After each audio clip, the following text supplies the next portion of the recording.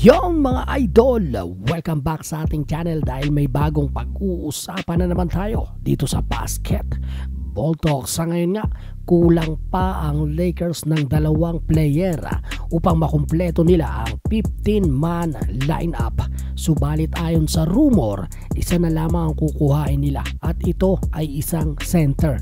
Malakas na nga ang bulong-bulungan na si Christian Wood ang first choice, si Bismack Biyombo ang reserba. Sila ang hinihintay ni Rob Pelinka. Subalit, alam nyo bang maraming center ang pinalagpas na pala ni Rob Pelinka? Marami ng free agent na center ang hindi niya kinuha. Ang dalawa pa nga sa babanggitin natin ay dati na palang naglaro sa Lakers. Yan nga ang malalaman mo pagkatapos lamang nito.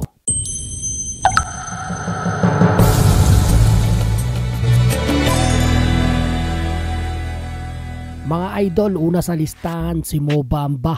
Center ang posisyon, kilala natin yan at alam ang sistema ni Darvin Ham, ngunit pinakawalan pa rin ni Rob Pelinka.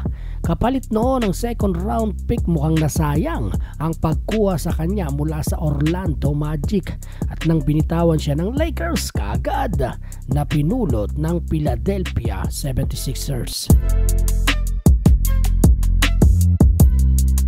Pangalawa si Darius Bazley.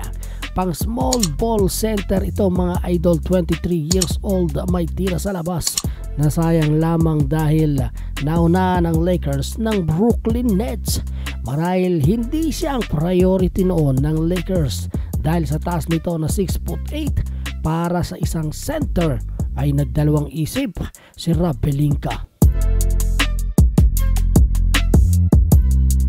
Pangatlo mga idol, si Nerlens Noel. Bago makuha si Noel sa Sacramento Kings, nakakuha na noon ng Lakers si Jackson Hayes sa New Orleans Pelicans. Kaya lumalabas na siya dapat ang kukuhain ng Lakers bago si Jackson Hayes. Kaya lamang nauna na nga sila ng Sacramento. Pero kung talagang si Noel ang kukuhain, baka naman sa ngayon ay hindi nila nakuha si Jackson Hayes. Pang-apat, ito mga idol, si Jay Huff. 7'1", may tira sa labas. Dati nang naglaro sa Lakers. Kaya lamang binitawan pa rin nila. Kung talagang ang pupuntrihin ni Darvin Ham ay 2 big man lineup, pasok na sa banga si Jay Huff. Dahil naging Defensive Player of the Year siya sa G League. Pero again, nasayang na naman siya dahil ngayon ay role player na siya sa Denver Nuggets.